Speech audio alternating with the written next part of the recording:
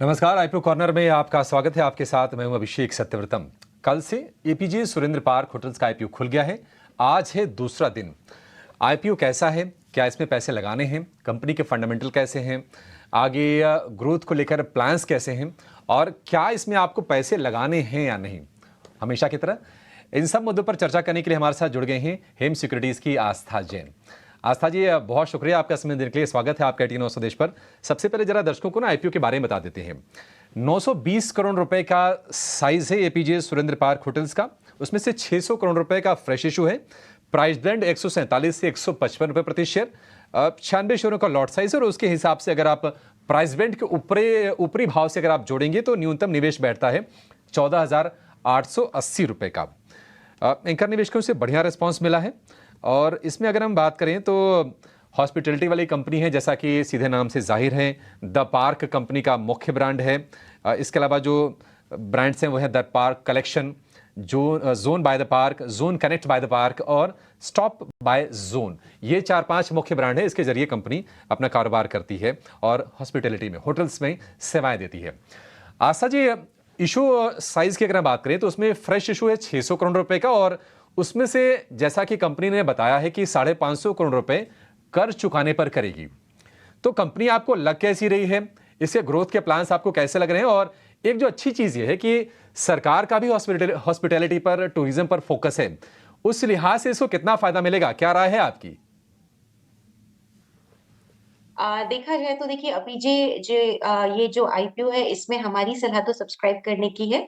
आप सब्सक्राइब करिए। अगर लॉन्ग टर्म के लिए पॉइंट ऑफ व्यू से हमारे यहाँ पे व्यूअर्स करना चाहते हैं तो भी करिए, और लिस्टिंग गेन के लिए भी अगर करना चाहते हैं तो भी कर सकते हैं। आपने बिल्कुल सही फरमाया कि यहाँ पे जो सबसे बड़ा पॉइंट है वो एक तो इंडस्ट्री टेलविंड बहुत सॉलिड है, सरकार का पूरा फोकस है। और उसके अलावा हम जिस तरह से देख रहे हैं कि होटल इंडस्ट्री अभी परफॉर्म कर रही है, बेहद शानदार नतीजे भी आ रहे हैं। तो काफी बढ़िया ये सेगमेंट लग रहा है।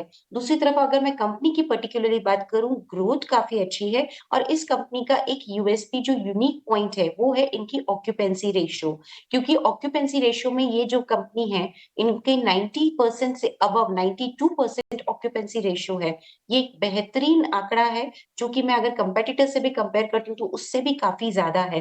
तो ये आंकड़ा काफी बढ़िया संकेत देता है कंपनी की आगे जाके परफॉर्मेंस भी अच्छी रहेगी। और अभी भी बहुत बढ़िया तरीके से मैनेजमेंट हुआ है, इसीलिए इतनी ऑक्यूपेंसी बढ़ी है। क्योंकि ये 4 या 5 इनके ब्रांड्स चलते हैं होटल में।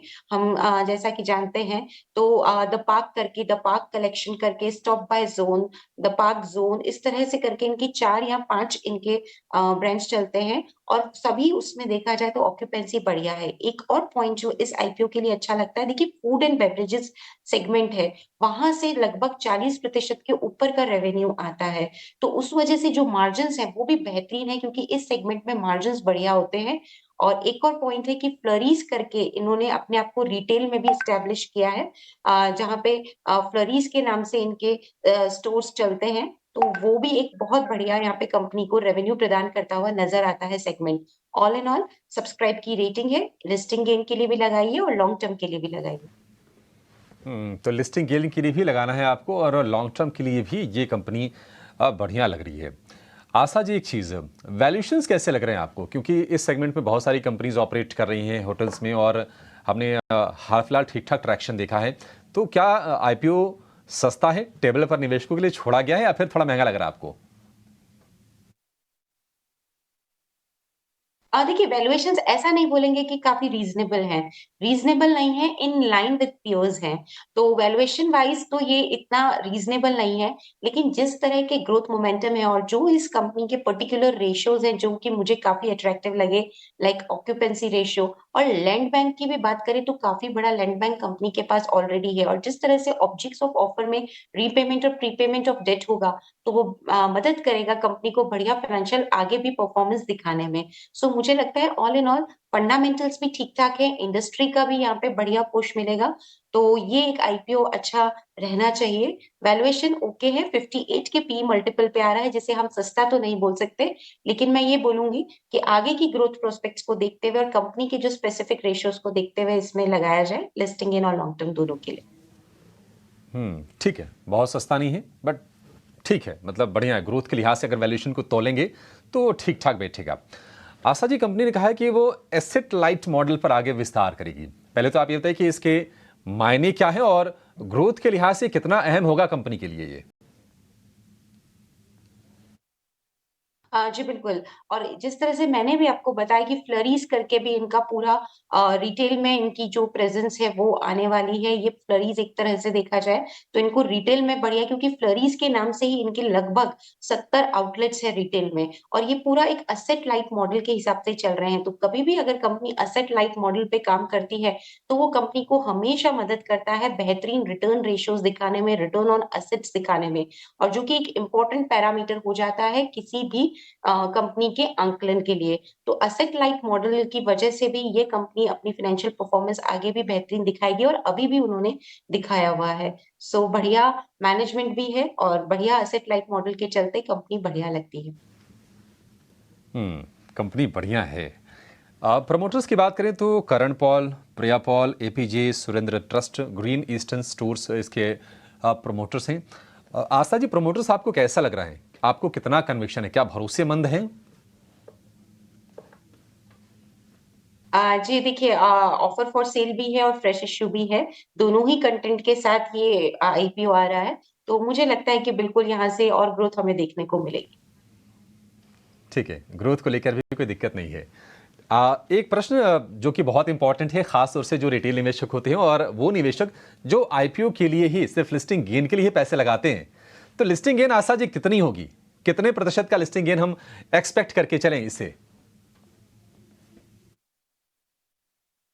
जी, मैं हमेशा कंज़र्वेटिव वे में ही बात करती हूँ, और काफ़ी व्यूअर्स को ऐसा भी लगता होगा कि बहुत कंज़र्वेटिव देती हूँ। लेकिन देखिए, हमेशा मुझे लगता है थोड़ा कम दिया लेकिन रिटर्न अच्छे मिल गए तो बहुत बढ़िया बात है। लेकिन बहुत ज़्यादा बोल के अगर रिटर्न नहीं मिले तो उम्मीदें ज़्यादा हमें खड़ी नहीं करनी चाहिए, क्योंकि अल्टीमेटली आप सब जानते हैं कि मार्केट का मूड और चाल बहुत सारे अदर फैक्टर्स पे भी डिपेंड करती है।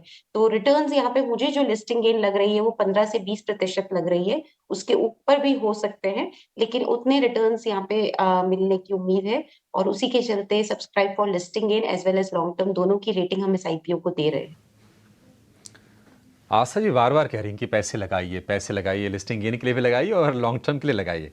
आशा जी, दिक्कत क्या होती है, जब आप बहुत बुलिश होती हैं ना, जो दर्शक होते हैं थोड़े परेशान हो जाते हैं कि अलॉटमेंट फिर मिलेगा कैसे? हालांकि 900 करोड़ की साइज है, टोटल 900 करोड़ से ज़्यादा की। आपको क्या उम्मीद है, लिस्टिंग लोगों को मिल जाएगा आसानी से? अलॉटमेंट थोड़ा-सा टफ रहेगा, और जहाँ तक मुझे ध्यान आता है इश्यू स्ट्रक्चर में शायद 10% ही रिटेल के लिए है, क्योंकि 75% जहाँ तक मुझे ध्यान आता है, अगर हो सकता है मेरा ये इन्फॉर्मेशन थोड़ा मुझे देखना पड़ेगा, लेकिन इश्यू साइज़ में रिटेल के लिए वैसे भी पोर्शन काफ़ी स्मॉल है। तो बिल्कुल अलॉटमेंट के चांसेस तो बहुत टफ होंगे, लेकिन हमने जैसे पहले भी बात की कि जहाँ पे भी हमें लगता है कि बढ़िया ये कंपनी है, तो वहाँ पे आप मल्टीपल अकाउंट से अप्लाई करिए। जितने ज़्यादा से ज़्यादा फैमिली मेंबर्स, रिलेटिव्स, फ्रेंड्स उनके अकाउंट से अप्लाई करेंगे, चांसेस ऑफ अलॉटमेंट उतने ही बढ़ेंगे। उसके अलावा और कोई तकनीक नहीं है कि अलॉटमेंट के चांसेस यहाँ पे बढ़ाए जाएँ। ठीक है, अलॉटमेंट थोड़ा सा मुश्किल है क्योंकि रिटेल के लिए जो अलॉटमेंट है, जो पोर्शन रिजर्व रखा गया है वो थोड़ा सा कम है, लेकिन आप आवेदन दीजिए तमाम अकाउंट से। बाकी रिश्तेदारों पड़ोसियों से भी आप मदद ले सकते हैं। लेकिन आशा जी, हमारी कोशिश होती है कि आईपीओ पर हम बिल्कुल साफ सुथरी राय दें, बिना किसी लाग लपेट की, और हर एंगल की पड़ताल कर लें। कोई रिस्क भी एसोसिएटेड है क्या इसके साथ? देखिए, रिस्क के तौर पे बहुत बड़ा तो रिस्क कुछ ऐसा लगता नहीं है। हाँ, ये बात ज़रूर है कि जो इनके पेयर्स हैं, उनके रिटर्न रेशियोज़ अभी हाल-फिलहाल अगर मैं प्रेज़ेंट फाइनेंशियल्स की बात करूँ तो उसपे थोड़े बेहतर लगते हैं, और ग्रोथ भी ठीक लगती है। लेकिन वो एक बड़ी रिस्क नहीं मानी जाएगी, क्योंकि कंपनी अभी ग्रोथ फ़ेज़ में है। इश्यू प्रोसीड्स से बिल्कुल यहाँ पे रीपेमेंट और प्रीपेमेंट ऑफ डेट होगा, जो कंपनी को एक बेहतरीन फाइनेंशियल परफ़ॉर्मेंस आगे भी जाता हुआ, देता हुआ नज़र आएगा। और जिस तरह से इनके सेगमेंट्स काम कर रहे हैं फूड एंड बेवरेजेस, क्योंकि देखा जाए तो होटल इंडस्ट्री एक साइक्लिकल बिज़नेस है, हम सब जानते हैं।